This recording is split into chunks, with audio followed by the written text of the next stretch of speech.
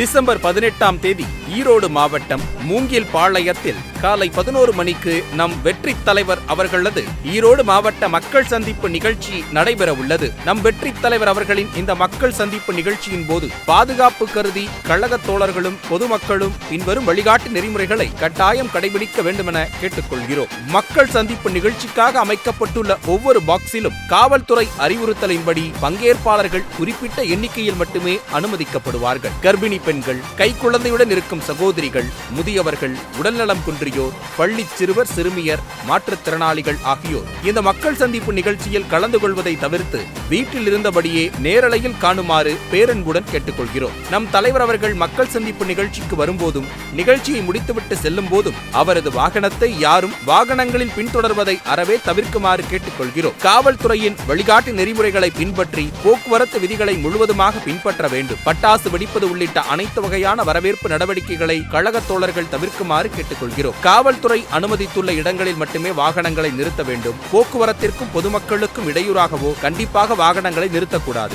மக்கள் சந்திப்பு நிகழ்ச்சியின் போது சட்டம் ஒழுங்கை பேணி பாதுகாக்கும் வண்ணம் மிகவும் கண்ணியத்துடன் நடந்து கொள்ள வேண்டும். நம் கழகத்திற்கு அவப்பெயரை உண்டாக்கும் உள்நோக்கம் கொண்டு யாரேனும் செயல்பட முற்பட்டால் அதற்கு இடம் கொடுக்காதவாறு கவனத்துடன் செயல்பட வேண்டும். அனைவரும் எளிதில் அடையாளம் காணும் வகையில் தன்னார்வலர்கள் சீருடை அணிந்து தங்களது பணிகளை மேற்கொள்ள வேண்டும். மாண்பமை உயர்நீதிமன்றத்தின் உத்தரவின்படி நெடுஞ்சாலை அல்லது இதர சாலைகளின் இருபுறங்களிலும் பிளெக்ஸ் பேனரோ, அலங்கார வளைவுகளோ, கொடி கட்டப்பட்ட கம்பிகளோ உரிய அனுமதி பெறாமல் வைக்கக்கூடாது. மக்கள் சந்திப்பு நிகழ்ச்சி நடைபெறும் பகுதியில் உள்ள அரசு மற்றும் தனியார் கட்டிடங்கள், காம்பவுண்ட் சுவர்கள், மரங்கள், கொடி கம்பங்கள், மின் கம்பங்கள் ஆகியவற்றின் மீது ஏறுவதை தவிர்க்கவும். மக்கள் சந்திப்பு நிகழ்ச்சியின் போது அப்பகுதியில் ஆம்புலன்ஸ் வாகனங்களுக்கும் பொதுமக்களுக்கும் எந்தவித போக்குவரத்து இடையூறும் ஏற்படாத வகையில் நடந்து கொள்ள வேண்டும். தலைவர் அவர்கள் கலந்து கொள்ளும் மக்கள் சந்திப்பு நிகழ்ச்சி முடிந்தவுடன் அனைவரும் அமைதியான முறையில் யாருக்கும் எந்தவித இடையூறும் ஏற்படுத்தாமல் கலைந்து செல்ல வேண்டும். நம் வெற்றி தலைவர் அவர்களின் ஒப்புதலோடு வழங்கப்பட்டுள்ள இந்த வழிகாட்டு நெறிமுறைகளை கழக தோழர்களும் பொதுமக்களும் கண்டிப்பாக பின்பற்றி மக்கள் சந்திப்பு நிகழ்ச்சி வெற்றியடைய நிகழ்ச்சி ஏற்பாட்டாளர்களான